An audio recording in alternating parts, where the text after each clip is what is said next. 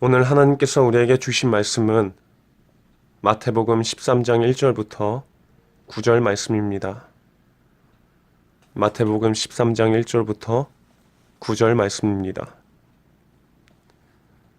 그날 예수께서 집에서 나가사 바닷가에 앉으심에 큰 무리가 그에게로 모여들거늘 예수께서 배에 올라가 앉으시고 온 무리는 해변에 서 있더니 예수께서 비유로 여러 가지 그들에게 말씀하여 이르시되 씨를 뿌리는 자가 뿌리로 나가서 뿌릴새 더러는 길가에 떨어지매 새들이 와서 먹어버렸고 더러는 흙이 얕은 돌밭에 떨어지매 흙이 깊지 아니하므로 곧 싹이 나오나 해가 돋은 후에 타서 뿌리가 없어짐으로 말랐고 더러는 가시떨기 위에 떨어지매 가시가 자라나서 기운을 막았고 더러는 좋은 땅에 떨어지매 어떤 것은 100배, 어떤 것은 60배, 어떤 것은 30배의 결실을 하였느니라.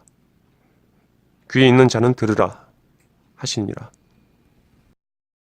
오늘 이 말씀을 통하여서 하나님께서 우리에게 은혜 주시기를 원합니다.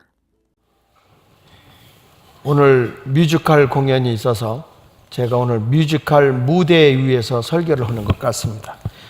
여러분들의 넓은 마음으로 교회가 이렇게 다양한 문화를 행사하면서 고정되어 있는 그런 모습의 교회가 아니라 다양하게 이 강단도 바뀔 수 있구나, 이런 열린 마음으로 이런 모든 것을 받아들이기를 바랍니다. 자, 오늘 저는 마태복음 13장 1절로 9절에 있는 말씀을 중심으로 해서 네 종류의 마음이라고 하는 제목의 말씀을 증거합니다. 오늘 본문의 내용은 이런 내용이죠. 예수님께서 비유로 말씀을 하는데 농부가 씨를 뿌렸더니 그 씨가 어떤 씨는 길가에, 어떤 씨는 얕은 돌밭에, 어떤 씨는 가시떨기 밭에, 어떤 씨는 아주 기름진 땅, 옥토에 떨어진 땅이 있다. 그 씨가 있다. 근데 이 씨는 생명이 있는데 그 씨가 잘 자라서 열매를 맺어서 100배, 60배, 30배 열매를 맺게 하려고 하면 어디에 떨어졌냐? 아름다운 마음, 좋은 땅과 같은 그런 마음에 떨어져야 된다 말하고 있습니다. 오늘 우리에게 일러주고 있는 이 말씀은 바로 이 땅과 우리의 마음을 비유로 하고 있습니다. 그래서 우리의 마음이 길바닥 같은 마음, 또 얕은 돌짝밭 같은 마음, 그리고 가시떨기 같은 마음, 그리고 옥토 같은 땅을 가지고 있는 마음은 하나님의 말씀에 씨가 떨어질 때 그 씨가 어디에 떨어졌냐에 따라서 달라진다고 말씀하고 있는 내용입니다. 나는 여러분들의 마음의 밭이 참 아름다운 마음의 밭이 되어졌으면 좋겠어요. 자, 그래서 오늘 말씀이 여러분에게 큰 은혜가 되기를 예수 이름으로 축원합니다. 우리나라에 1866년에 제너럴 셔먼호라고 하는 배를 타고 영국의 선교사인 토마스 선교사가 대동강 쪽으로 복음을 들고 들어오다가 야수쟁이들이 온다고 해서 붙들려서 그 자리에서 복음을 전하지도 못하고 칼 맞아서 순교를 하게 됩니다. 그리고 그가 타고 왔던 배는 불을 질러서 태워버리게 되는데 그때 이 토마스 선교사가 성경책을, 한국말로 번역된 성경책을 보따리에 싸서 던져요. 그때의 성경책이 약 500여 권의 성경책입니다. 자, 그렇게 던져놓고 세월이 흘러서 33년이 지나고 난 뒤에 1899년이 됐죠. 그때 한 사람이 마페 선교사한테 가서 눈물을 흘리면서 호소를 합니다.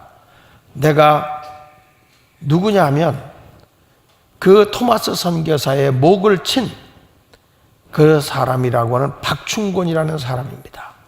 그때 이 선교사가 던져놓은 성경책 그걸 가지고 이렇게 찢어서 문풍지하고 이렇게 했던 그것이 자기 마음을 찔렀고 내가 예수를 믿는 사람이 되었다는 것입니다.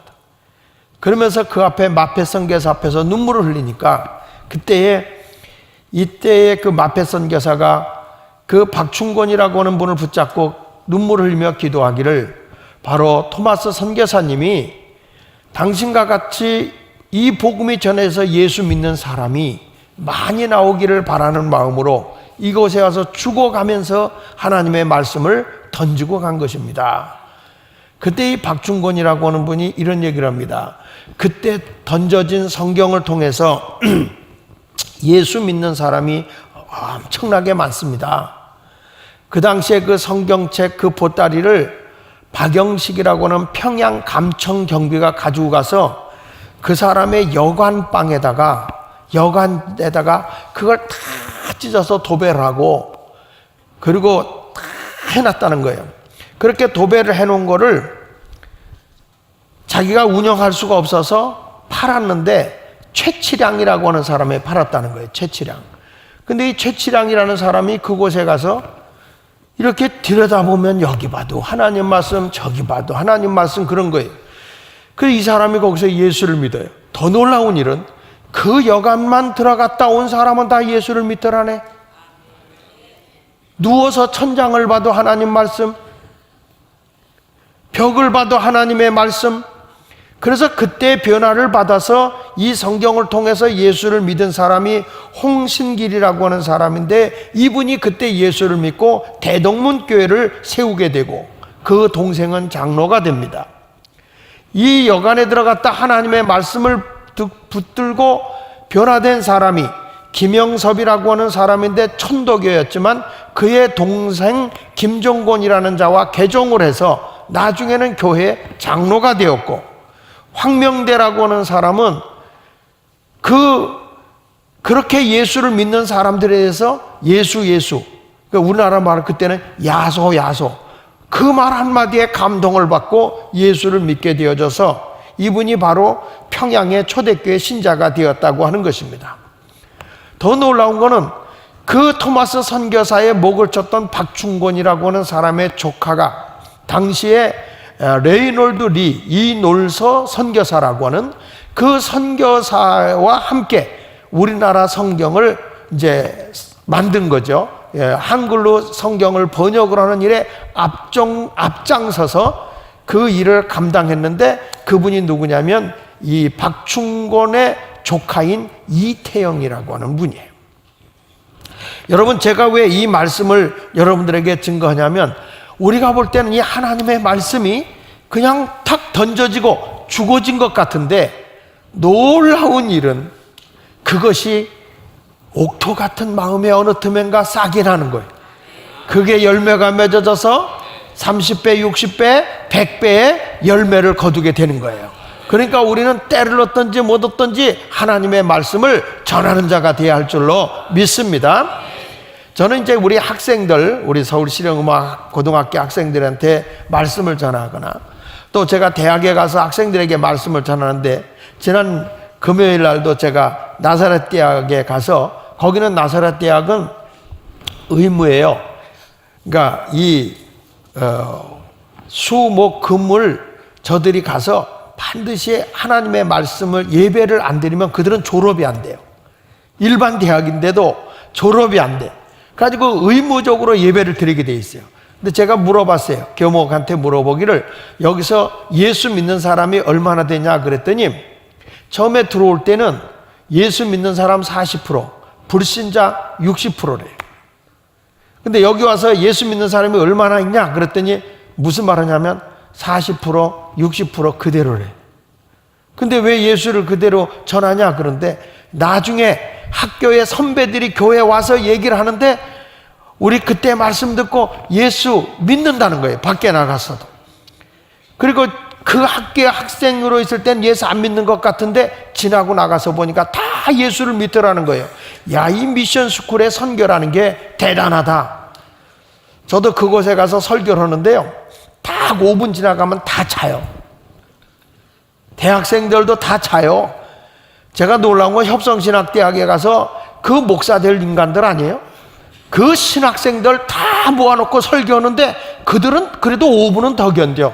10분 지나면 다 자요. 딴짓해요. 이 대학생들이 그렇습니다. 근데 그곳에 가서 설교할 때 저는 소망을 갖는 게 있어요. 저는 계속 한 단어를 가지고 반복 설교를 해요. 아주 쇠뇌를 시켜버려. 시간은 30분 설교하지만 계속 왜 너희가 예수 그리스도를 믿어야 하는지, 너희가 왜 하나님을 믿어야만 하는지 반복적으로 계속했어요. 나중에 끝나고 나서 우리 교회에 있다가 거기 교목실장으로 있는 나사렛 대학의 김영범 목사님이 날 들어와서 그래. 목사님, 그럼 다양하게 설교를 하시지 왜 그렇게 한 단어만 가지고 계속 하냐고. 쟤네들 다른 얘기 많이 하면 듣겠냐? 다 요단강 가서 자는데 나는 딱 하나, 내가 남기고 가고 싶은 단어 한마디를 저들에게 마음에 심어주는 거다. 그러면 저들이 나중에 가서 안 들은 것 같지만 그게 남는다. 자다가도 예수 할 거다. 말씀의 씨가 옥토에 떨어지면 그것이 30배, 60배, 100배의 열매를 거두게 돼 있는 거예요. 그래서 오늘 여러분들에게 나는 어떤 마음일까? 또 우리는 어떤 사람들에게 말씀을 전해야 될까? 오늘 네 종류에 대한 마음에 대한 말씀을 증거하면서 한번 살펴보도록 하겠습니다. 첫째는 길가와 같은 마음이라고 해서 한번 따라합시다. 길가와 같은 마음. 이거는 교회를 다니면서 예수 믿는다고 그래. 근데 명목상이에요. 명목상. 자, 이런 사람에 대해서 성경은 이렇게 말해요. 마태복음 13장 3절로 4절에 이렇게 말하죠. 한번 같이 읽어볼게요. 시작. 예수께서 비유로 여러 가지를 그들에게 말씀하여 이르시되 씨를 뿌린 자가 뿌리러 나가서, 여기서 씨를 뿌린 자는 복음 전도자입니다. 뿌릴새 더러는 길가에 떨어짐에 새들이 와서 먹어버렸다. 그 도대체 이게 무슨 말이냐? 그래서 예수님이 따로 해석을 해준 게 마태복음 13장 19절에 이렇게 말하죠. 같이 읽어볼게요. 시작. 아무나 천국 말씀을 듣고 깨닫지 못할 때는, 거기 중요한 거예요. 하나님의 말씀 천국 복음을 전했는데 저가 말씀을 듣고 깨닫지 못한다는 거예요. 깨닫지 못할 때는 다 같이 악한 자가 와서 그 마음에 뿌려진 것을 빼앗으니 이는 곧 길가에 뿌려진 자라고 말씀하고 있는 거예요. 여러분, 이건 무슨 얘기냐면 이 자리에 와서 말씀을 들어요. 앉아서 듣고 있어요. 그런데 이 말씀이 깨달아지질 않아. 이해가 안 돼. 그런 사람들은 악한 자가 와서는, 여기서 악한 자는 마귀예요. 마귀가 하나님의 말씀을 못 듣도록 팍 뺏어간다는 거예요. 그냥 먹어버린다는 거예요. 내 마음밭에 이게 뿌리를 내리지 못하도록 그냥 싹 잃어버리게 한다는 거죠. 여러분, 우리가 살아가면서 길가와 같은 사람들은 그 길가가 뭐냐면 계속해서 사람들이 밟고 다녀서 이미 딱딱한 그런 흙이지만 길이 된 거예요. 그러니까 이런 데는 뭐를 심어놔도 잘할 수가 없고, 혹시 씨를 뿌린다 해도 길가에 씨를 뿌리면 새들이 와서 쪼아먹어요. 그러니까 하나님의 말씀은 듣기는 듣는데 깨닫지를 못하고 하나님의 말씀을 내가 받아들일 수가 없어요. 여기서 뿌리를 내리지 않고 받아들이질 않아. 말씀을 들으려고 하면 마귀가 와서 싹 뺏어버리기 때문에 그 말씀이 내 마음밭에 뿌리를 내리지 않는다는 거예요. 여러분, 하나님의 말씀을 들어야 믿음이 생기는데 말씀이 들리질 않는 거예요. 이해가 되질 않아요. 왜 들리지 않냐면, 이 길가 같은 사람은 어떤 사람을 얘기하냐면, 내 마음속에 무수한 세속적 관심과 욕심이 꽉 차 있는 사람일 때 이 세속적 관심이 자기를 지배해버린다고. 그러니까 세상적인 것에 너무 관심이 많으니까 하나님 말씀이 그 속에 들어갈 수가 없어요. 또 어떤 사람은 너무 욕심이 많아. 욕심이 많으면요, 욕심으로 꽉 차 있는 사람은 하나님 말씀이 탁 전해지잖아요. 근데 우리가 신앙생활 한다고 하는 것은 하나님의 말씀이 전해질 때 그 말씀대로 순종을 해야 되는데, 욕심이 많은 사람은 하나님 말씀이 딱 들어가지 않고 반발을 해버려요. 사람이 욕심이 꽉 차면 그래요. 그리고 우상이나 미신에 사로잡히면 그래요. 어떤 사람은 예수 믿으세요 그러면 뭐라고 얘기하냐면, 우상이나 미신이 자기 가서 아유 우리 예수 믿으면 집안이 뒤집힌다는 거예요. 무슨 일이 생긴다는 거예요. 여러분, 그렇잖아요. 며느리가 예수를 믿잖아. 그러면 믿지 않는 시댁에서, 불교신자에서 무슨 일만 생기면 다 며느리 탓이야. 네가 우리 집에 와서 집안 뒤집어놨다. 응? 너 때문에 되는 일이 없다. 근데 그 집은 뒤집히는 게 잘 되는 거예요. 이미 다 집안이 엉망인데 더 뒤집힐 것도 없어. 차라리 뒤집어 놔야 잘 되는 거예요. 그냥 놔두면요 퇴적물이 쌓여서 안 되는 거거든. 그런데 사람들이 무서운 거예요. 무서운 거예요. 마음이 돌같이 단단해 버리니까 그냥 우상이나 미신에 사로잡혀서 두려워서 복음이 못 들어. 어떤 사람 전도 오잖아요. 그러면은 아유 집안 일이 생기면 어떡해요? 우리 집은 우상 믿던. 근데 또 귀신이요 예수 믿으려고 하면 어떻게든지 회방을 놓거든. 근데 그걸 이겨야 돼요. 그 단단한 마음을, 두려움을 이길 수 있는 자가 될 수 있기를 바랍니다. 그리고 어떤 사람은 잡다한 사상과 습관이 있어요. 자기 관습이 있어요. 자기 나름대로 사상이 있고 자기 나름대로 철학이 있고 자기 나름대로 습관을 가지고 있어서 아, 난 예수 안 믿는다 이런 사람이 있고, 또 어떤 사람은 기독교에 대한, 교회에 대한 선입견이 있어요. 교회는 뭐 어떤 사람은 이렇게 편견을 가지고 있고, 또 이런 분들이 있어요. 이제 참 우리 가슴 아픈 얘기인데, 예수를 믿으라고 전해보면 많은 사람이 아주 교회를 설레설레 흔들며 안 가는데 왜 그러냐 했더니 예수 다니는 사람한테 왜 이렇게 돈 뜯긴 사람이 많은지 몰라. 예수 믿는 사람에게 돈 뜯겼다는 사람이 그렇게 많아. 근데 희한한 거는 헌금할 돈은 없는데 뜯길 돈은 있다. 그게 왜 그러냐면 이 예수 믿는 사람들이 다 이 교회 다니면 아주 좋은 사람들이고 훌륭한 사람이고 착한 사람인 줄 알았는데, 이 사람들이 웬일인지 그냥 돈 가져가서 거짓말하고 안 갚고 막 뭐 그런 사람이 있어요. 아니 우리 교회도 그런 사람이 있었어요. 막 기도하다가 당신네 하나님이 말이야 당신한테 돈을 빌리랬다고. 근데 어저께 또 그 사람이 개탄 날이야. 근데 어쩌면 그렇게 알았는지 하나님이 빌려주라고 그랬다고. 그러니까 또 순수하니까 빌려줬네. 얼마 있다가 돈 준다는 날 가서 돈 달라고 그랬더니 기도해 보니까 당신은 안 받는 게 복이라고 그랬다는 거예요. 그래가지고 시험 들어서 막 나한테 와서 얘기하길래 그냥 가서 족쳤지.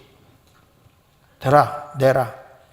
성경은 빚을 빌리면 네 처자식을 팔아서라도 갚으라는 게 성경이다. 어떻게 돈을 안 갚으냐?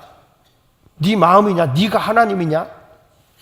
그런데 어느 날 이 인간이 다른 교회 전도사 간다는 거야. 난 기절하려고 그러다가 오늘 설교 시간이 있어서 아직 안 했어요. 내가 그분한테 그랬어요. 절대로 예수마을교회 출신이라고 얘기하지 마라. 네 신앙도 못 지키고 너 앞가림도 못하면서 무슨 다른 사람의 영혼을 돌본다고 하느냐 말이야. 말 같지도 않은 얘기 하지도 말라. 근데 그런 분들이 결말이 좋지가 않아. 여러분, 우리 자신들을 보면 예수 믿는 많은 사람들의 마음에 그런 것이 선입견이 베껴져 있고, 또 요즘에 언론에서 왜 그렇게 목사들이 바람피는 사람이 많어? 왜 그렇게 목사들이 자기 자신을 컨트롤하지 못하는 사람들이, 요즘에는 언론이나 이 SNS 같은 게 너무 대중화되어져 가지고 조금만 잘못하면 이게 굉장히 조심스러운 거예요. 집회를 가다 보면 은혜 받았다고 목사님 저거 사진 찍어요. 이 남자들은 그런 사람 없다. 근데 꼭 여자들이 와가지고 목사님 사진 찍어요 그래요. 이번에도 단양에 갔는데 그냥 여자가 느닷없이 오더니 목사님 옆에 사진 몇 찍어주세요 그래. 그러니까 목사님 사진 찍어. 목사님 안 돼. 이거 요즘에 큰일 나. 목사님 옆에 앉아. 3명 이상 안 앉으면 난 사진 안 찍어. 이건 안 돼. 여보요. 그랬더니 그분한테 내 양해를 구해서 미안하다고. 하도 험악한 세대라. 그랬더니 그렇겠네요. 그러고 끼워주대 그 목사를. 이 굉장히 두려운 세상이에요 요즘에는. 믿을 수가 없는 세상이고. 왜냐하면 사람들은 일단 무슨 일이 있으면 아니라고 그래도 편견을 가지고 보기 때문에 어려운 거죠. 여러분들 하나님의 말씀을 이렇게 증거할 때 순수하게 받아들여야 은혜가 됩니다. 근데 어떤 선입견이 있거나 어떤 편견을 가지고 있는 마음이 있으면은 결코 여러분들은 이 말씀의 열매를 맺을 수가 없어요. 교회 안에 와서도 하나님 말씀 들으면 저거 나에게 주는 말씀을 내가 받아야 되는데 설교 시간만 되면 조는 사람도 위험해. 설교 시간, 아니 희한해요. 밥 먹을 땐 안 졸더라고. 그런데 설교 시간만 되면 졸아요. 그러면서도 기도시켜 놓으면 사람이 떡으로만 사는 게 아니요 하나님의 입으로 나오는 말씀으로 살아야 된다고 얘기를 해요. 말씀은 안 들어. 근데 밥 먹을 때 조는 사람은 없어요. 애기는 졸아. 애기는 밥 먹다가 자는 경우도 있어. 그런데 하나님의 말씀은요, 어떤 분이 그랬잖아요. 영안이 열려서 보니까 설교 시간만 되면 조는 분이 있습니다. 아주 특허내고 조는 분이 있어요. 근데 희한해요. 조는 사람만 졸아. 희한하죠? 그래서 어느 분이 기도를 하다가 영안이 열려 보니까 세상에 눈에 마귀가 붙어 있더래. 정말로. 그래가지고 잘라고 그러면, 설교만 들으려고 그러면은 갈고리 같은 걸로 눈꺼풀을 딱 찔러가지고 땡긴대네. 자라. 이게 좋은데. 옆으로 땡기면 아니야. 이렇게 좋은 사람. 아니야. 이렇게 좋은. 희한하더라. 여러분 세상에 제일 무거운 게 눈꺼풀이라고 하잖아. 졸릴 때 눈꺼풀은 역도산도 못 들어 올렸대. 예. 그만큼 졸음이 오는 건 감당할 수 없는데 희한해요. 저도 그 전에 졸아본 적이 있는데 한 번 피곤하다고 졸잖아. 그러면 계속 그 시간대만 되면 졸게 돼 있어요. 이게 영적인 거더라고요. 한 번 졸려도 안 졸려고 노력해서 이겨야 안 졸아요. 근데 졸면서도 말씀은 들어와요. 그렇지. 딱 듣는 것 같아. 눈 딱 뜨잖아? 하나도 생각 안 나. 왜 그러냐면 마선생이 다 찍어 먹었어. 그래서 여러분들이 하나님의 말씀을 잘 듣는 길가 같은 마음이 되어서는 안 돼요. 그 다음에 두 번째는 어떤 마음이, 이런 마음은 이 세상 신이 복음을 듣지 못하고 회방 놓는 거라고 그랬어요. 고린도후서 4장 4절에 보세요. 한번 읽어봅시다. 시작. 그러 중에 이 세상 신이 믿지 않는 자들의 마음을 혼미케 하여 그리스도의 영광의 복음의 광채가 비치지 못하게 함이니 그리스도 하나님의 형상이니라. 그러니까 이 세상 신이라는 게, 이 세상 신이 뭐예요? 세상을 통치하고 있는 악한 영, 마귀를 얘기하는 거예요. 이 세상 신이 어떻게 하든지 여러분 복음의 신이 비치지 못하게 하는 거예요. 그래서 처음에 교회 오잖아? 교회 오면 자꾸 복잡한 막 생각이 들고 머리가 아프고 갑자기 앉았는데 배가 아프고 말씀을 못 듣게 해요. 불안하고 호흡이 가빠지고 막 이런 일도 생기는 경우가 혹가다 있습니다. 왜 그러냐면 이 세상 신이 복음을 받아들이지 못하게. 교회를 안 다니다가 우상 숭배하다가 교회 나오죠? 갑자기 집안에 다리가 부러진다든지 사고가 난다든지 이런 일이 있어요. 근데 얼마가 지나면 여러분 그건 다 물리칠 수 있는 거예요. 귀신은 죽이고 빼앗고 멸망시키는 거기 때문에 여러분들이 그걸 이겨야지 빨리 영적 싸움에 승리하는 자가 돼야 됩니다. 하나님 말씀을 들어야 돼요. 그래서 아멘도 잘해. 뒷동네도 아멘을 잘해야 돼. 뒤에도 아멘. 뒤 가만있어. 뒤에도 아멘. 예. 앞에도 아멘. 참 희한하죠. 앞에도 아멘. 뒤에도 아멘. 어디서부터가 뒤요? 어? 참, 자기가 뒤인 것도 다 알아. 앞인 것도 다 알고. 근데 왜 뒷자리를 하는지 몰라. 근데 하여튼 하나님의 말씀이 여러분의 삶을 새롭게 바꿔놓는다는 거 알고 길바닥 같은 마음을 개간하기를 바랍니다. 두 번째는 어떤 마음이냐면 얕은 돌밭 같은 마음이 있다 그랬어요. 이거는 피상적인 성도를 얘기하는데 아는 것 같아. 말씀 믿고 예수 믿는 것 같아. 자, 성경 마태복음 13장 5절을 보겠습니다. 시작. 더러는 흙이 얕은 돌밭에 떨어짐에 흙이 깊지 아니하므로 그 싹이 나오나 그랬어요. 그러니까 이게 흙이 약간 있어. 밑에 돌이고. 그런데 이게 말씀에 씨가 떨어지면 처음에 이렇게 아멘 하고 받아들여. 아멘 하고 받아들여서 믿습니다도 해. 할렐루야도 해. 그런데 요게요, 설명을 예수님이 이렇게 했어. 마태복음 13장 20절 21절을 자 시작. 돌밭에 뿌려졌다는 것은 말씀을 듣고 즉시 기쁨. 야, 은혜 받았다 오늘. 그래요. 말씀 오늘 어쩌면 목사님이 날 보고 하는 건지 모르겠다. 꼭 목사님이 내 얘기를 들은 것 같다. 은혜 받아서 너무 기뻐해요. 그런데 21절 보세요. 시작. 그 속에 뿌리가 없어 잠시 견디다가 말씀으로 말미암아 환난이나 박해가 일어날 때에는 곧 넘어지는 거예요. 이런 교인들은 이 얕은 돌밭 같은데 말씀의 씨가 떨어진 사람은 이 감정 기복이 심해. 쉽게 말하면 영적 변덕쟁이야. 아우, 목사 이번에 진짜 은혜 받았어요. 근데 열흘 지나가면 빈들에 마른 풀이 됐어.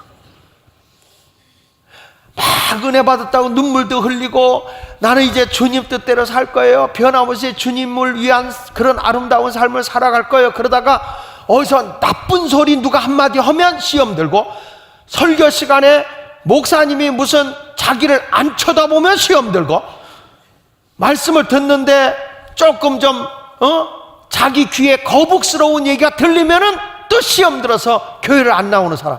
그런 분들이 있어요. 열흘 교회 나왔다 20일 쉬는 사람, 그리고 또 열흘 나왔다가 또 20일 쉬는 사람. 왜 그러냐면 말씀의 뿌리가 깊질 않아. 안 믿는 건 아니야. 믿기는 믿는데 뿌리가 없어서 환난이 오거나 어려움이 오고 힘든 일이 오면 다 예수를 부인해요. 조금 뭘 일시키면 못 믿겠다 막 그러는 거예요. 성경에도 보면 38년 된 병자가 예수님에게 고침을 받았잖아요. 고침을 받고 막 좋아서 은혜 받고 기뻐서 갑니다. 가다가 안식일 날 자리를 들고 가면 안 되는데 이게 바리새인들한테 걸린 거예요. 당신 안식일인데 왜 이렇게 자리를 들고 걸어가냐. 그러니까 그분이 하는 얘기가, 아니 나는 그냥 얼떨결에 내 병을 고쳐준 자가 들고 가라고 해서 들고 가는 거라고. 그러면 너 병을 고쳐준 자가 누구냐 그랬더니 모른대. 아니 자기가 38년 동안 알았던 병을 고쳐주면, 고쳐주신 분에 가서 누구십니까? 아이고 메시아군요, 예수님이시군요, 내가 이제 주님의 발자취를 따라가겠습니다 그래야 되는데, 이 사람은 자기 욕구만 들어주기를 바라는 거예요. 내 문제만 해결되면 만사가 다 끝난 거예요.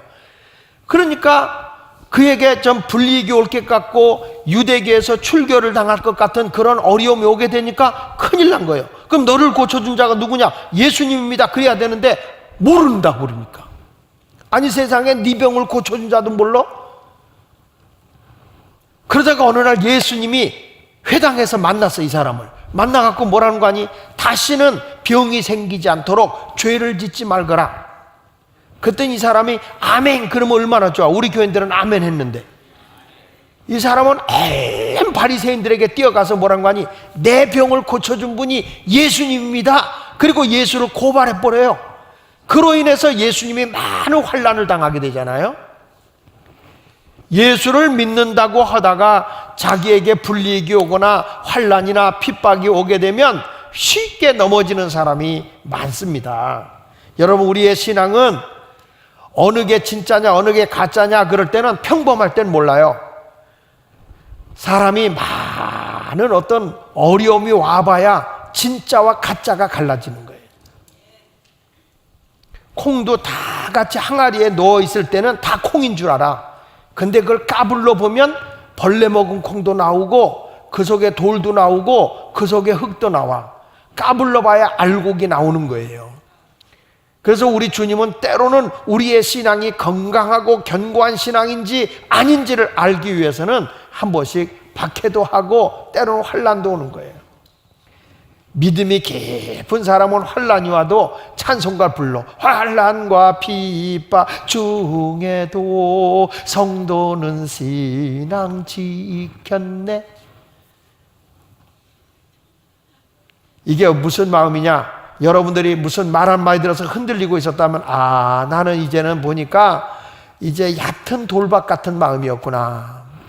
그 다음에 세 번째 마음은 어떤 마음이냐면, 다 같이 가시떨기 같은 마음. 시작. 이 가시떨기 같은 마음은 세속적인 성도예요. 예수를 믿는데 세상적 가치관을 다 움켜쥐고 있는 사람이에요. 주님 뜻대로 사는 게 아니라 세상 것만을 얻으려고 예수를 믿는 사람이에요. 자, 마태복음 13장 7절에 보니까 이렇게 나와요. 덜어는 가시떨기 위에 떨어짐에 가시가 자라서 기운을 막았다. 자, 이게 무슨 얘기일까요? 여러분, 여기서 씨앗이 떨어지면 이게 자라가지고 말이야, 태양을 바라보고 그 태양을 바라보면서 열매를 주렁주렁 맞아야 되는데, 이 가시떨기에 떨어진 씨는 이게 가시가 다 덮어버리니까 그걸 뚫고 나오질 못하니까 태양을 못 보는 거예요. 하늘을 못 보는 거예요. 오직 가시떨기 밑에 있는 것만 보는 거예요. 이런 걸 가르쳐서 예수님은 이렇게 말씀을 하죠. 마태복음 13장 22절 한번 읽어보겠습니다. 시작. 가시떨기에 뿌려졌다는 것은 말씀은 들으나 세상의 염려와 재물의 유혹에 말씀이 막혀 결실하지 못하는 사람이다. 자, 여기 보니까 세상의 염려, 그러니까 가시떨기에 떨어진 사람은 가시떨기가 이게 씨가 자라죠. 안 자라진 않아. 그러니까 자라는데 이 가시나무가 워낙 떨기나무가 덮어버리니까 뚫고 못 나와. 하늘을 못 봐. 하늘의 소망을 못 가져. 그러니까 이 사람은 항상 하나님에게 기대하고 하나님께 맡기는 게 아니라 뭐가 많으냐면 염려와 근심과 걱정이 많아. 여러분, 염려와 근심과 걱정이 많은 사람은요, 신앙이, 생활이 자꾸 움츠러들게 돼 있어요. 전능하신 하나님을 믿는 믿음의 사람은 그 모든 것을 치고 나가야 돼. 그거 있잖아요. 하나님이 도와주세요. 할 수 있어요. 아이고, 그거 생기면 어떡해요? 이런 일 아니, 안 생긴 일을 생길 걸 걱정하고 있어. 그러니까 생겨. 왜 생기느냐? 성경 말씀에 그랬잖아요. 에베소 3장 20절에 우리의 온갖 구하는 것이나 생각하는 것에 넘치게 하시는 능하신 분이라고. 내가 생각을, 걱정과 염려거리를 많이 하면 그만큼 생각과 염려가 내게 많이 오는 거야. 할렐루야. 여러분, 생각을 어떻게 하냐에 달라지잖아요. 좋은 생각하면 좋은 사람이 되는 거예요. 그러니까 자꾸 염려와 근심이 많아. 이 보면은 믿음이 안 자는 사람들 보세요. 어느 때 보면 저도 그 어느 분과 대화를 하다 보면 막 마음이 상하는 분이 있어요. 다 얘기 듣고 꼭 뒤에 가서 그런데 노파심이 너무 많은 거예요. 그러다 이런 일이 생기면, 저런 일이 생기면, 그 생기면 또 돌파해 나가면 되지 뭐. 자꾸 이것저것 묻고 붙잡고 늘어지면요, 아무것도 할 수가 없는 거야. 할렐루야. 닥쳐서 그냥 하면 되는 거예요. 닥쳐서. 나도 어저께 이게 뮤지컬을 보면서 한번 여기 올라가서 설교해볼까? 그런 생각이 들더라고. 올라가서 뭐 지들만 올라가라는 법 없잖아요. 이렇게 올라가서, 여기 올라가서, 보니까 여기가 뮤지컬, 바울의 뮤지컬 하는데 여기가 황제가 여기 딱 올라서서 로마의 황제가 무슨 얘기를 하더라고. 근데 신앙의 사람 바울은 밑에서 죄수가 돼가지고 막 끌려가지고 이렇게 하는데, 나는 왜 이 밑에 가서 죄수를 있어야 되지? 황제가 한번 내보고 싶어서 올라와 봤어요. 여러분, 어떤 사람들은 본질적인 것을 갖지 못하고 비본질적인 것 때문에 시험 드는 분이 많아요. 하나님의 말씀에 보면 우리가 이 기존적인 교회가 된다면 강대상이라든가 이런 것들을 딱 세팅을 해서 예배 드려야 되겠지만, 이제는 모든 사람에게 열려있고 젊은이들이 와서도 하나님의 복음을 이렇게 세팅되는 것보다 이렇게 좀 이 강단이 이렇게 옮겨지는 것도 좋잖아. 날마다 똑같은 것보다는 좀 바뀌는 것도 괜찮아. 나도 들어와 보니까 좀 이상하긴 해. 이상하긴 하지만 우리가 중요한 건 그런 게 아니라 하나님의 복음의 본질을. 미국에 가면 타임스퀘어 처치라든지 힐송 처치라든지, 이 힐송 처치는 나 깜짝 놀랐어. 미국에서 예배를 드는데 어디서 예배 드리는지 아세요? 일명 카바레, 미국 맨하탄에 스트립쇼 하는 홀을 빌려서 예배 드려. 가보면 얼마나 어두컴컴하고 야하고 팍팍팍 이렇게 돌아가요. 술집이니까. 그런데 거기에 예수 믿겠다고 몰려드는 사람이 몇만 명이에요. 몇만 명. 우리는 세상의 건물에 들어가서 복음을 전하기도 하는데, 이제는 교회가 세상 사람 품어와서, 바울에 대한 게 다 복음적이잖아요. 예수를 전하는 거잖아요. 하나님의 역사와 기적이라는 걸 드라마틱하게 보여주잖아요. 이런 복음적인 요소들이 우리에게 전해져야 되는데 사람들이 아까 얘기한 대로 선입견이 많거나 하면은 이 복음이 들어가기가 어려운 거예요. 가시떨기 같이 여러분들도 너무 걱정거리가 많고 염려거리가 많으면 믿음이 안 자라. 오늘부터 염려와 근심 걱정, 주님이 그랬거든요. 아무것도 염려하지 말고 기도와 간구로 너희 구할 것을 감사함으로 하나님께 아뢰라. 그리하면 평강의 하나님이 너희 마음과 생각을 지켜준다 그랬어요. 근데 여기 보니까 너무 세상에 염려가 많으니까 믿음이 안 자라는 거예요. 그리고 여기 보니까 재물의 유혹, 돈의 욕심 때문에, 또 일락 때문에 주님의 말씀이 자라지 않고 그런 습관적인 것에 꽉 갇혀버리는 그런 사람들이 많다는 거예요. 여러분, 우리 근심 걱정, 노파심 이런 거 다 내려놓기를 바랍니다. 세상의 일락 같은 거 다 내려놓으세요. 어떤 부자 청년이 와서 예수님, 내가 어떻게 영생을 얻을 수 있습니까? 그러니까 예수님이 너 있는 거 팔아 가난한 자에게 나눠주고 나를 쫓으라 그랬더니 돈이 많은 거로 근심하며 그냥 돌아갔다는 거예요. 그때 예수님이 뭐라 그래요? 부자가 천국 가는 것보다는 낙타가 바늘기로 빠져나가는 게 쉽겠다. 사람의 욕심이 많으면 복음의 씨가 그 속에 싹이 날 수가 없다는 거예요. 여러분들의 지금 많은 근심 걱정이 나를 에워싸여 있습니까? 그것 때문에 하나님을 보지 못하고 있다면 그걸 뚫고 나와야 돼요. 지금 나를 에워싸고 있는 것들이 너무 많단 말이야. 그것 때문에 믿음의 열매가 맺어지질 않고 믿음이 자라질 않는 거예요. 교회는 나와서 말씀을 듣는데 항상 그 그늘 아래 갇혀 있는 거예요. 그것을 탈피하는 성도가 되어야 될 줄 믿습니다. 마지막에 네 번째는 뭐가 나오냐면, 따라합시다. 좋은 땅과 같은 마음. 이건 절대 순종의 마음입니다. 순종의 마음. 같이 읽어보겠습니다. 마태복음 13장 8절 시작. 더러는 좋은 땅에 떨어지매 어떤 것은 100배, 어떤 것은 60배, 어떤 것은 30배의 결실을 하였느니라. 자, 여기 보니까 좋은 땅에 떨어진 거는 몇 배? 100배. 우리는 이렇게 30배, 60배, 100배 그러잖아요. 좋은 땅에 떨어진 건 100배. 그보다 조금 덜 좋은 땅은 60배. 그보다 조금 안 좋은 땅은 30배. 좋은 땅은 100배라는 거예요. 100배. 예? 근데 이 좋은 땅은 뭐냐? 성경이 이렇게 말하네요. 마태복음 13장 23절 시작. 좋은 땅에 뿌려졌다는 것은 말씀을 듣고 뭐 하는 자? 깨닫는 자야. 말씀을 듣고 깨닫고 행하는 자를 얘기하는 거예요. 깨닫는 자니 결실하여 어떤 것은 100배로, 어떤 것은 60배로, 어떤 거는 30배가 되느니라. 여러분, 성경에 하나님의 말씀을 듣고 그 말씀대로 살잖아. 그러니까 100배로 복을 받는 분이 있더라고. 그 사람이 누구냐면 이삭이요. 이삭이라는 사람은 마음이 얼마나 순수하고 순박하고 그 말씀이 아주 때가 안 묻었어요. 말씀이 들어지면 그대로 아멘이야. 흉년이 들어서 살기가 어려워. 그런데 하나님께서 야, 그랄 땅 떠나지 말고 여기가 축복의 땅이니까 너는 그대로 머물러라. 근데 흉년 들어서 사람 살기가 어려운 땅이에요. 근데 너 여기 있어라. 근데 자기 눈에 보이면 어디 가면 되냐면 에집트로 가면 나일강이 있어.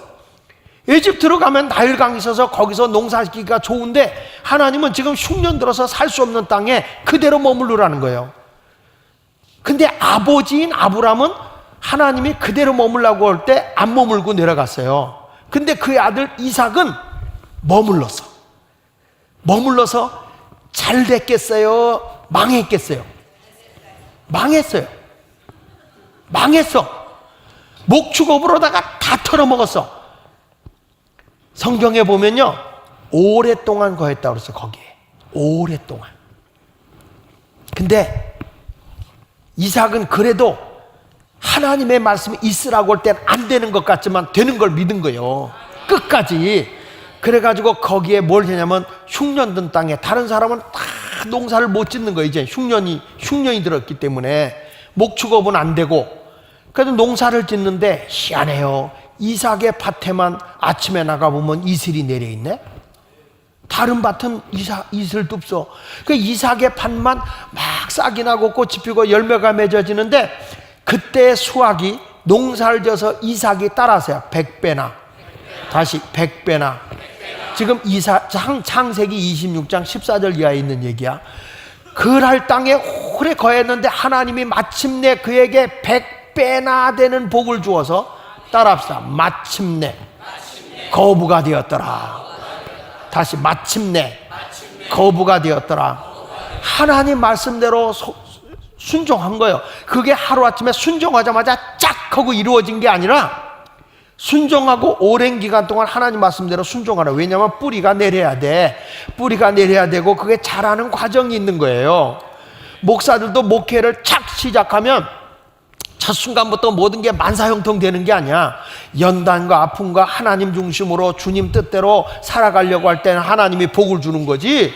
그게 뭐 하루아침에 목회 쫙 하면 쫙 교회가 부흥되면 근심 걱정 없게? 내가 지난 금요일 저녁에 그 일산에 있는 교회 4년 반 됐다고 하는 꿈이 있는 교회라는 교회를 갔어요. 그 교회를 가서 집회 좀 해달라고 그래서 어려운 교회니까 와서 집회해달라. 목사님이 오면은 뭐 그래도 TV에 많이 나오니까 사람들이 온다 이거예요. 그래서 알리려고 와달라고 그래서 이제 침례교회인데 갔어요. 얼마나 됐냐 했더니 4년 반 됐다고 그러더라고. 4년 반 됐는데 얼마나 모이냐 했더니 애들까지 한 40명 될까 말까 해요. 그래. 그만큼 어려운 거예요, 이게요.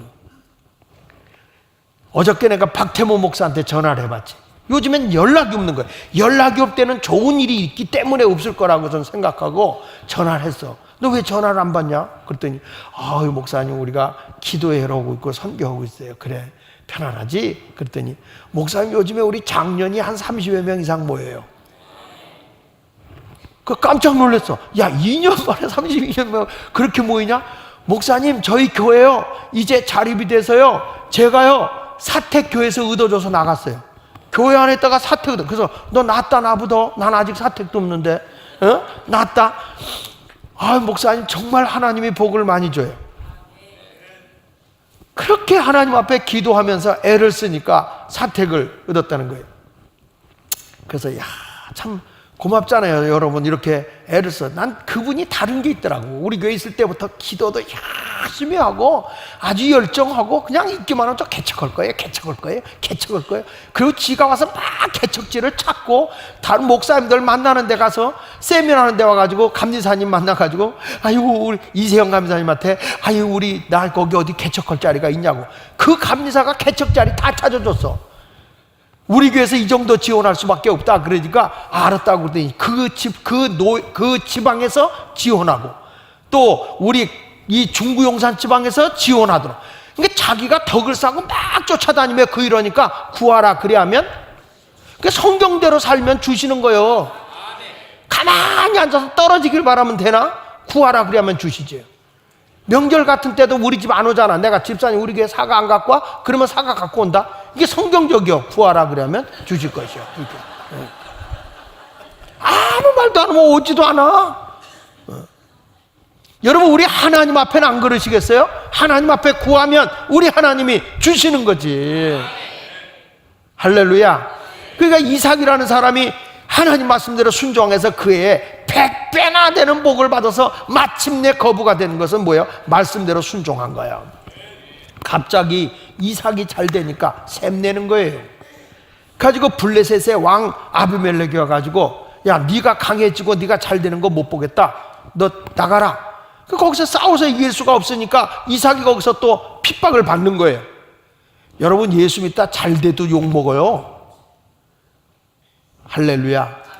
그러려니 해야 돼. 근데 이삭은 안 싸워. 알았어요. 그리고 그날 골짜기에 가가지고 막 샘을 팠더니 다른 사람이 팔 때는 안 나오는데 희한해요. 하나님 말씀대로 순종하고 가면 안 되던 것이 돼.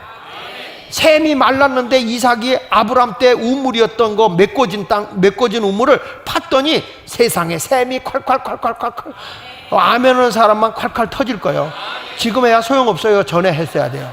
이게 샘이 콸콸콸콸 나와.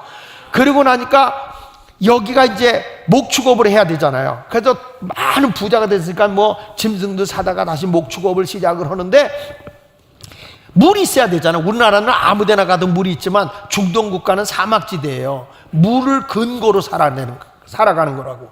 근데 그곳에 가서 목동이를 돌보고 이제 여기에 샘이 있으니까 됐다 그랬더니, 그랄 목자들이 와가지고 이거 우리 거야, 우리 거야. 내가 뭔데 우리의 샘을 여기서 가로채려고 그러냐. 그러니까 이삭은 또 너무 순해가지고, 알았어, 성경대로예요. 화평케 하는 자가 복이 있다고 말이야. 너 가져.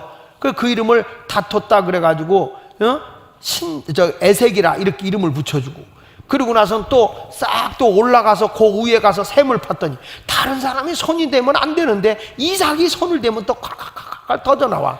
난 여러분도 그런 복이 있길 바라요. 성도가 하나님 말씀대로 순종하잖아. 안 되던 가게에 가서 하면 돼. 근데 희한해요. 안 되는 인간은 되는 것도 안 되게. 희한하더라고. 목사들도 그래요. 교회를 막 부흥시켜 놓은 교회 교역자 바뀌잖아. 책임지고 주려나?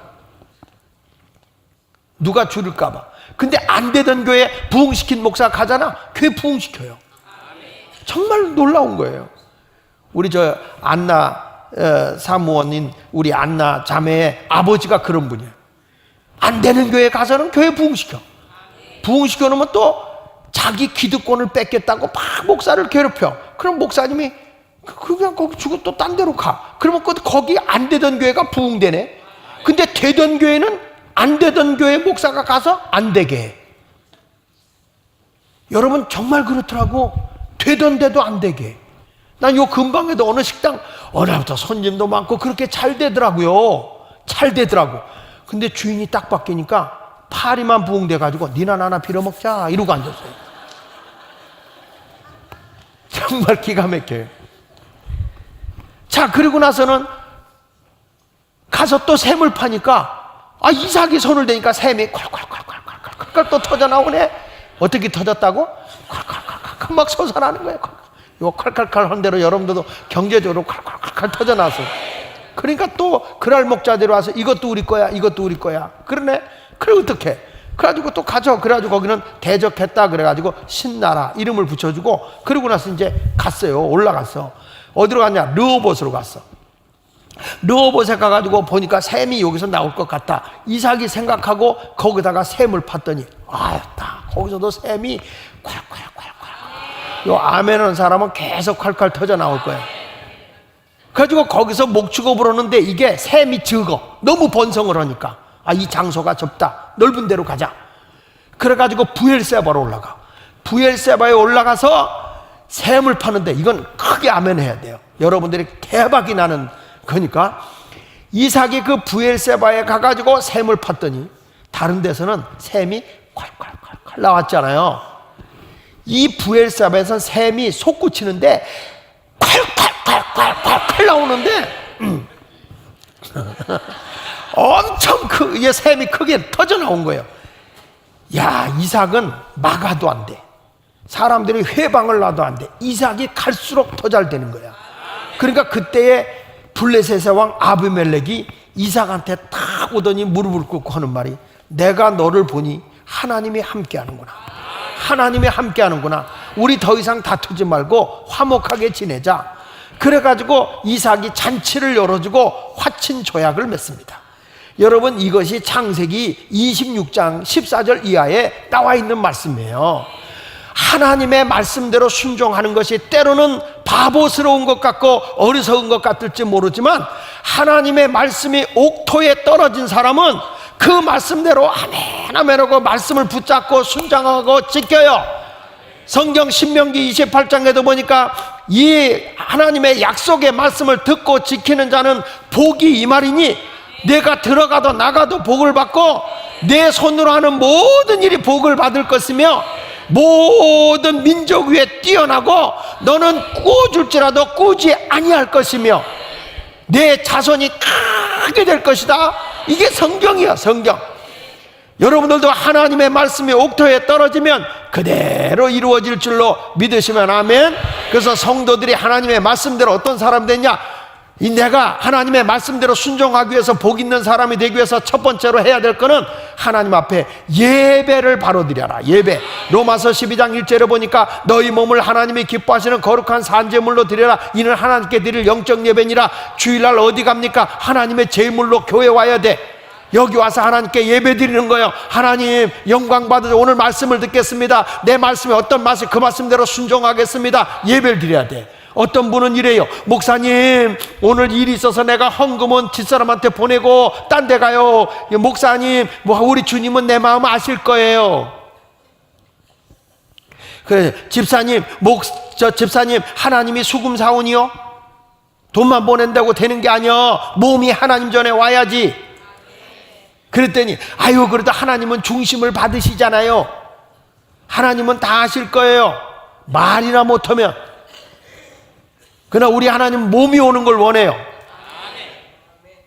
그러니까 집사님 몸이 와야 돼. 아무리 바빠도 하나님 전에 와서 예배 드리는 것보다 우선일 수는 없는 거야. 교회 와야 돼. 아이고 하나님은 중심을 받으신다니까요.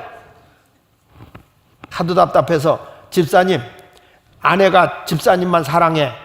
변함없이 사랑해. 알지? 중심으로 아내가 와서 여보 내 마음은 다 당신한테 가 있어. 그래 놓고 밑에 집 아저씨한테 가서 불쌍하다고 한 달 살고 오면 허락하겠어? 그러면서 아내가 하는 말 내 마음은 다 당신뿐이야. 몸은 딴 데가 있고 마음은 당신한테 오면 어떡하겠어? 그랬더니 지금도 기억나. 그래서 야구방맹이가 있지요. 우리 하나님에게 중심이 드려져야 되는 거예요. 그리고 몸도 와 있어야 돼. 이런 예배가 있어요. 주일날 아무리 바빠도 딴 데 가는 거 아니야. 우리는 온전히 하나님께 예배 드리는 사람만이 우리 하나님이 100배, 60배, 30배 열매를 주게 될 줄로 믿습니다. 그리고 하나님의 뜻대로 살아가는 건데 데살로니가서 5장 16절에 보니까 뭐라고 그랬어요? 항상 기뻐하라고 그랬어요. 여러분 오늘부터 예수 믿는 사람은 하나님이 내 인생을 보장해 주세요. 말씀이 옥토에 떨어진 사람은 늘 기쁘게 살아. 환경을 보고 사는 게 아니야. 환경을 뛰어넘어 기뻐하는 거예요. 바울과 실라처럼 감옥에 가서도 찬송하고 하나님에게 영광을 돌리며 기뻐하는 거예요. 감격하고 사는 거예요. 늘 기쁘며 사시기 바랍니다. 사라가 그런 얘기 했잖아요. 하나님이 나로 하여금 웃게 하심에 듣는 모든 이들이 나와 함께 웃으리로다. 하나님은 웃음 중에 계세요. 하나님은 기뻐하는 자와 함께 하세요. 억지로가 아니라 진짜 내적으로 기뻐하는 그런 기쁨이 있는 자에게 주님은 함께 하는 거예요. 그러니까 사라도 그런 거예요. 하나님이 나로 웃게 하셨다는 거예요. 그렇죠. 90세 애를 낳았으니 얼마나 웃기는 얘기예요. 자기는 다 경수도 끊어졌는데 하나님이 한번 생각해봐요. 89세 임신해가지고 왜 배가 나와요? 어디가 아파요? 복수 찼어요? 아니요 하나님이 해줬어. 그리고 다녀봐요. 듣는 사람마다 다 웃는 거야. 아이고 그 나이에. 하나님은 이렇게 웃기는 분이야. 하나님은 웃는 중에 거하시는 하나님. 예수 믿는 사람 기뻐해야 돼. 환경을 바라보고 우울하게 있지 마. 교회 다니면서 시험 들면 안 돼. 예수 믿는 하나님을 바라보고 늘 기뻐해야지. 항상 환경을 뛰어넘어 기뻐하시길 바랍니다. 그 다음에 범사에 감사하라고 했어. 아니 쉬지 말고 기도하라고 했어. 17절에 보니까 쉬지 말고 기도해라. 우리 늘 기도하는 사람 이번에 감사기도 작전 끝났으니까 아이고 죽는 줄 알았네 그러지 마시고 그걸 기점으로 해서 쉬지 말고 꾸준히 기도의 불을 붙여 나가시는 여러분이 될 수 있기를 축복합니다. 요즘에 심야 기도하면서 제가 설교는 1시간만 합니다. 이제 딱 9시부터 10시까지 오고 30분간 나하고 같이 기도 제목을 가면서 계속 부르짖는 기도를 하는 거야. 그러니까 기도가 안 붙으면 안 돼. 내가 왜 그걸 시키게 됐냐면 교인들이 기도하라고 기도하라 그러니까 자꾸 기도를 잃어버려. 근데 내가 제목을 주면서 가정을 위해 기도하자 할 때는 그 가정을 위해서 남편을 위해서 나를 위해서 아내나 남편이나 그리고 자식들을 위해서 친척을 위해서 기도할 수 있는 시간이 주어지는 거야 이게. 그러니까 가정을 위해서 나라를 위해서 교회를 위해서 막 이렇게 기도하다 보면 그게 연합됨이 이루어지는 거야. 그 기도 제목 여기다 올려주면 같이 합심 기도도 할 수 있어요. 그러니까 이런 제목 있는 기도를 앞으로 30분씩 밀어붙이고 그 다음에 이제 앉고 나서 각자 기도하다 가게 그렇게 하는 거니까 여러분들도 기도에 끊임없이 기도의 힘을 얻어갖고 살아갈 수 있기를 축복합니다. 그 다음에 18절에 이렇게 말했네. 범사에 감사하라. 우리 오늘 추수감사절이래요. 하나님께 감사하고 살아야 돼요. 다 그 감사하는 자는 버릴 게 없는 거예요. 닭 봐요. 물 먹고 하늘 보고 감사 물 먹고 하늘 보고 감사 그러잖아요. 그 닭은 버릴 게 없어. 가지고 닭은 닭발도 안 버리고 머리도 비벼가지고 햄버거 만들고 먹이통도 그냥 닭똥집에서 오고, 창자도 내장탕에서 끓여 먹고, 닭은 털도 그냥 이부자리로 들어가고, 버리는 게 없어. 닭은 감사함으로 살면 버릴 게 없어. 닭한테 배우세요. 물 먹고 감사합니다. 물 먹고 감사합니다. 뭐가 그렇게 감사하냐? 나 같은 미물을 통해서 수제자 베드로를 회개시켰으니 얼마나 감사하냐고. 감사하고 사는 거예요. 범사에 감사하세요. 짜증나세요? 아유, 성질나서 감사하다고. 속상해도 감사하다고. 이게 무슨 뜻이냐? 하나님의 뜻이에요. 아멘. 그리고 여러분들이 하나님 말씀에 굳게 세워지려고 하면 마지막으로는 주의 종과 가까이 지내야 돼요. 성경이 이렇게 말합니다. 히브리서 13장 17절에 보니까 다 같이 크게 읽어보세요. 시작. 너희를 인도하는 자들에게 순종하고 복종하라. 그들은 너희 영혼을 위하여 경성하기를 자기 자신을 청산할 자인 것 같이 하느니라. 그들로 하여금 즐거움으로 이것을 하게 하고 근심으로 하게 하지 마. 그렇지 않으면 너희에게 뭐가 없다? 여러분, 주의 종하고 가까워야 말씀이 은혜가 되는 거야. 주의 종하고 딱 금고하고 막 그래 보세요. 불신하고 되면 은혜가 안 돼. 그러면 내 영혼이 피폐해져. 영혼이 피폐하면 내가 망하는 거야. 그러니까 주의 종도 항상 경건하게 살려고 노력을 해야 되겠지. 근데 말씀이 여러분 주의 종과 함께 할 때, 그 말씀을 들을 때 교인들이 아멘 하면 그 말씀대로 순종하면 너무너무 귀한 거예요. 목사님에게 밥 사주는 게 좋은 게 아니라 여러분들이 말씀대로 순종하여 하나님의 응답 받을 때 그보다 좋은 게 어디 있어요? 목사는요, 성도들이 무슨 일이 응답 받았어요, 뭐가 좋았어요, 그러면 그렇게 기쁘고 좋다. 내 자식이 대학 가는 건 자랑 못해도 교인의 자식이 좋은 학교 갔다 막 어디 가도 자랑하는 거예요. 그게 목사의 심정이에요. 성도가 무슨 일 생겨봐, 아이고 내가 또 뭘 하나님 앞에 잘못해서 이런 일 생겼나, 마음이 속상한 거야. 막 그냥 근데 성도가 잘 됐다 그래봐, 내 일도 아닌데 그렇게 좋을 수가 없어. 아이고 하나님 감사합니다, 아무개나 이래 좋은 일이 있답니다. 그러니까 목사가 교인들 뭐 기도하고 말씀대로 순종해서 어떤 좋은 일이 생겨봐, 가는 데마다 부흥이 오는 데마다 간증하지. 말씀과 함께 기념이 되게 하지. 맞아요, 틀려요? 맞아요. 그러니까 주의 종으로 하나님의 일을 할 때 즐거움으로 오게 하는 거예요. 여러분들도 말씀이 자꾸 와야 돼. 아멘. 맛있는 거 먹을 때 좀 같이 좀 먹고, 무슨 일만 생길 때 목사님 이거 기도해주세요 저거 기도하지 말고 좋은 일도 좀 나눠. 좋은 일 할 때는 얘기 안 했다가 문제 생겨야 일. 어떤 분은 그래, 장사 분명히 잘 되거든. 집사님 요즘에 장사 잘 됐죠. 아유 목사님 기도해서 너무 잘 돼. 이러면 11조 많이 내릴까 봐. 아유 죽을 맛이에요, 죽을 맛이. 멀지 않아 죽을 맛이 돼. 내 말대로 열매가 맺어지기 때문에. 요즘에 어때요? 아유 목사님 걱정하지 마세요, 잘 되고 있어요. 이 동네는 안 하네. 잘 되고 있어요. 그런데 하나님의 역사가 일어나는 거죠. 그러니까 여러분은 어떤 마음입니까? 길갑니까? 돌밭입니까? 가시밭입니까? 아니면 옥토입니까? 그렇게 되기를 축원합니다. 그래서 많은 열매를 맺는 아름다운 성도 되기 원하면 아멘. 기도하겠습니다. 오늘 말씀을 생각하면서 하나님, 내가 하나님이 보시기에 아름다운 그런 믿음의 삶을 살게 해달라고 다 같이 우리 한음성으로 기도하겠습니다.